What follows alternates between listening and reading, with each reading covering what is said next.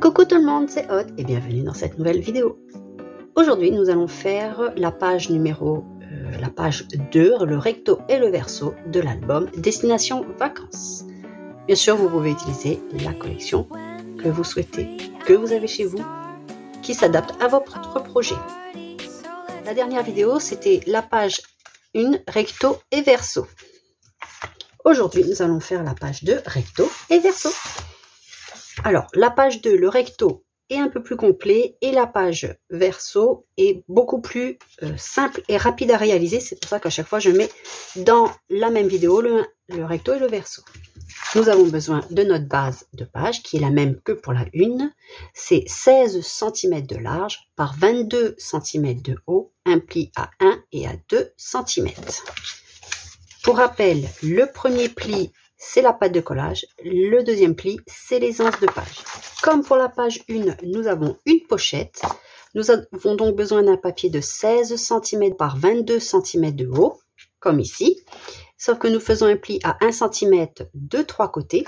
Et en haut, vous pouvez utiliser une perforatrice de bordure ou faire avec une perforatrice pour les enveloppes par exemple, faire une encoche ou une perforatrice ronde, faire juste une petite encoche pour marquer que c'est une pochette.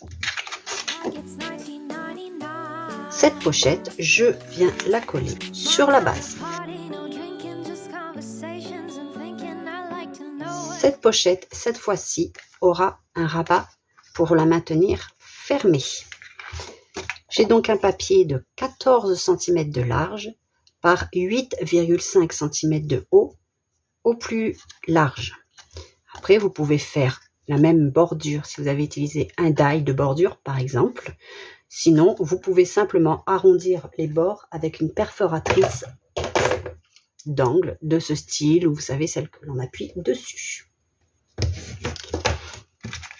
Il n'y a pas de double pli, c'est un pli à 1 cm du bord qui va venir ensuite ici. J'ai découpé les papiers de collection.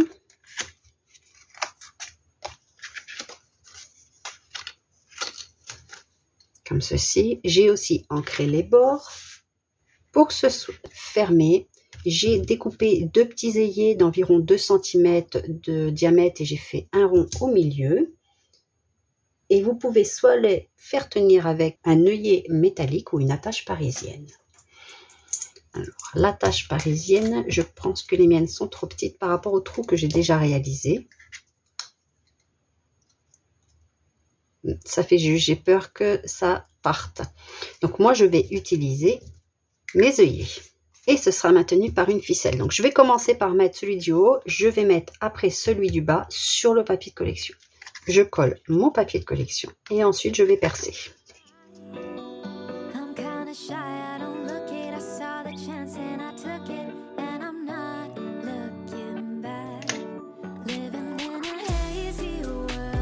Je prends un morceau de ficelle.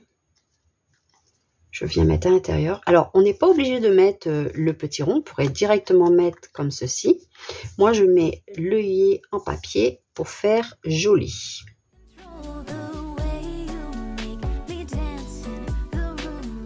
La ficelle, l'œillet en papier, l'œillet métallique et je vais écraser l'ensemble. Maintenant, je peux venir coller le papier de collection qui vient ici. Voilà. Donc, s'il a un sens, faites attention pour qu'il soit dans le sens de l'ouverture. J'ai aussi ancré les bords.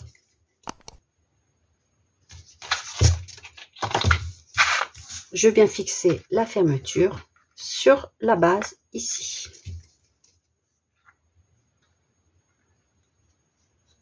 Plus tard, je viendrai coller le papier de collection, un petit morceau, je vais prendre une chute pour venir ici. Bien sûr, il est aussi dans le fichier de découpe, si vous voulez couper sur votre fichier, avec votre fichier de découpe, avec votre machine. J'ai prévu un papier ici et 2 rabats. Il y a un premier rabat de 15,5 cm par 18 cm de haut avec un pli à 1 et à 1,5. Le second est quasi identique Il fait 14,3 cm de large par 18,5 cm de haut avec un pli à 1 et à 1,3. La différence est qu'ici nous avons un gousset de 3 mm et ici de 5 mm. Donc celui de 5 mm viendra au-dessus de ce rabat-là, du 3 mm. Ensuite, vous mettez un à droite, un à gauche. Cela va dépendre de votre sens préféré de l'ouverture par rapport au gousset le plus large. Ça n'a pas d'importance, vous faites comme vous voulez. Il y en a un qui s'ouvrira vers la droite, un qui s'ouvrira vers la gauche. Donc, moi, je vais les coller au dos de mon papier de collection qui est ici. Vous pouvez aussi coller directement sur votre base.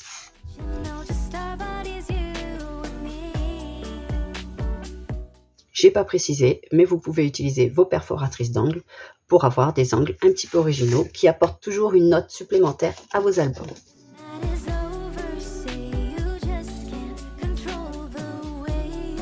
Comme d'habitude, on fait bien attention de ne pas coller les petits goussets, les petites tranches des rabats.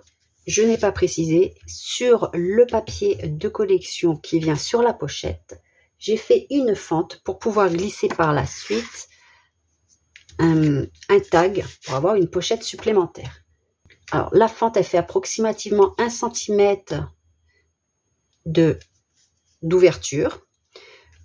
Je l'ai faite à peu près à 8 cm du bas, donc je l'ai centrée, donc un peu moins de 2 cm de chaque côté, et j'ai fait une fente de 1 cm par 10 cm de large, pour pouvoir donc, comme je vous ai dit, y glisser un tag, une carte, une photo par la suite. Avant de coller les papiers sur la pochette, je vais placer mon deuxième œillet pour enrouler ma ficelle. Donc, je regarde où sera mon papier. Donc, je le place sur le bas en laissant une petite marge ici. Je ferme et je place mon œillet pour faire un repère. Alors là, par contre, si vous n'avez pas de grande crocodile, vous utilisez une attache parisienne parce que la petite ne passera pas ici.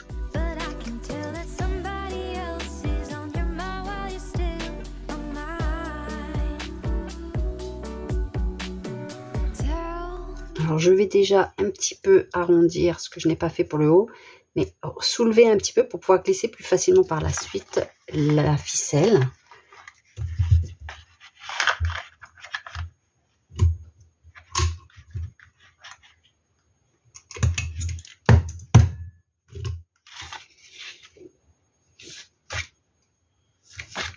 Maintenant, je peux coller ici. J'ai dit une bêtise. Ici, vous n'avez pas besoin de coller de papier, car cette partie est collée en totalité. Donc, tout ce qui est au-dessus de la fente, vous collez et ensuite, vous collez juste 3 côtés.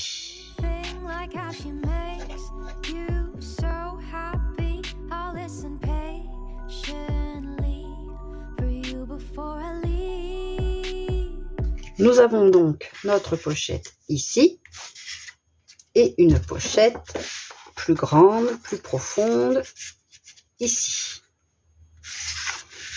Donc moi j'ai fait une carte de 13,5 cm par 20 cm de haut.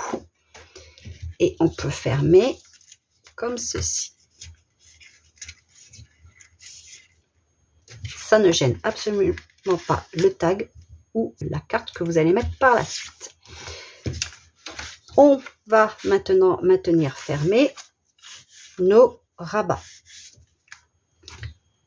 par des aimants. Donc le rabat de 5 mm, je mets l'aimant en dessous. Là, je n'ai pas de souci à me poser comme j'avais fait pour la page 2 parce que je n'ai pas fait de petits morceaux et ensuite une carte. Je vais simplement faire attention car j'ai fait des onglets ici. J'ai donc un papier pour l'onglet. Donc, il ne faut pas que je mette trop près du bord, sinon elle va être à cheval. Et j'ai un papier de collection pour après, comme ceci. Donc, je vais mettre mon aimant plus par ici pour gêner le moins possible par rapport au bord du papier, que ce soit bien collé. Or, ici, c'est du scotch masquage. C'est uniquement pour économiser mon scotch double face. Comme vous savez, à La Réunion, on n'est pas livré aussi facilement que vous et pas pour les mêmes tarifs. Donc, quand je peux économiser, j'économise. Alors là, maintenant, je vais faire attention de ne pas écraser mon gousset, de ne pas l'envoyer. Là, il est de travers, par exemple. Donc, je vais essayer de me mettre le plus droit possible. Et je vais me mettre donc droite.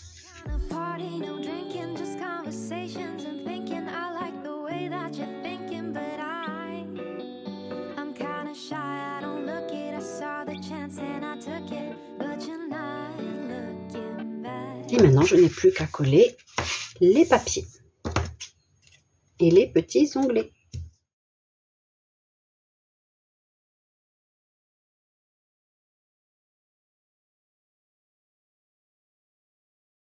J'ai aussi prévu un petit cadre pour ici, pour rappeler un petit peu le craft que j'ai mis par petites touches un petit peu partout.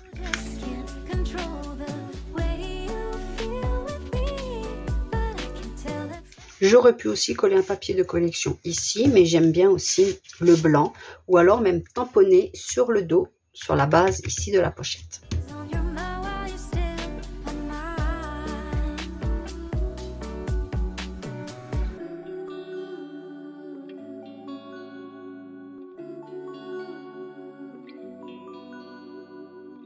Pour le recto de la page 2, nous allons faire un passant.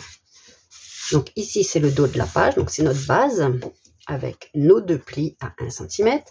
J'ai mon papier de collection qui vient sur la page et j'ai prévu un passant ajouré qui mesure 24 cm de haut par 7 cm au plus large. Ce que vous pouvez faire, si vous voulez faire un petit peu ce style-là, donc j'ai fait 3 cm sur 5,5 cm à peu près ici. Et alors, si vous avez des die, vous utilisez un die. Mais faites attention de ne pas découper ici, ou alors vous le faites en deux temps, c'est-à-dire vous faites votre bande de 3 cm par 6 cm on va dire, pour avoir aussi une petite place ici pour pouvoir coller justement le cadre que vous auriez fait en die. Donc après ça peut être un ovale, un carré ou autre, ajouré avec ici le rhodoïde. Je n'ai pas fait les plis sur ma bande ici de 24 cm parce que je ne vais pas le coller directement sur ma base, mais au dos de mon papier qui est donc moins haut de 4 mm ou de 5 mm, ça dépend comment vous faites, que ma base ici. Donc, comme elle est légèrement plus petite, je préfère faire mes plis par rapport à mon papier. Donc ici, j'ai quand même déjà les pattes biseautées, donc je vois à peu près où je peux mettre le premier.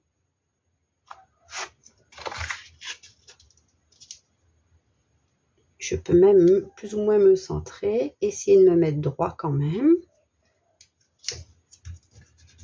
Un premier pli, je vérifie que je sois droite au dos, plus ou moins, et je vais marquer mon second pli pour pouvoir les coller.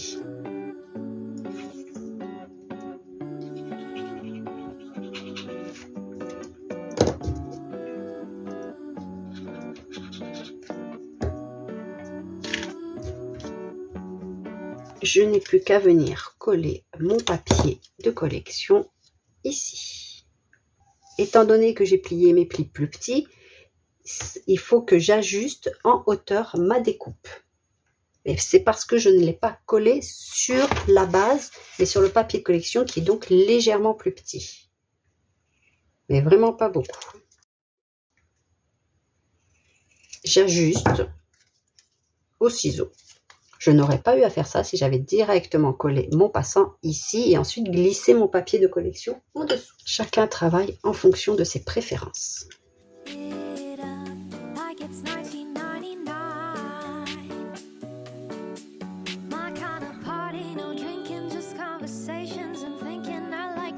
Et je colle sur ma base.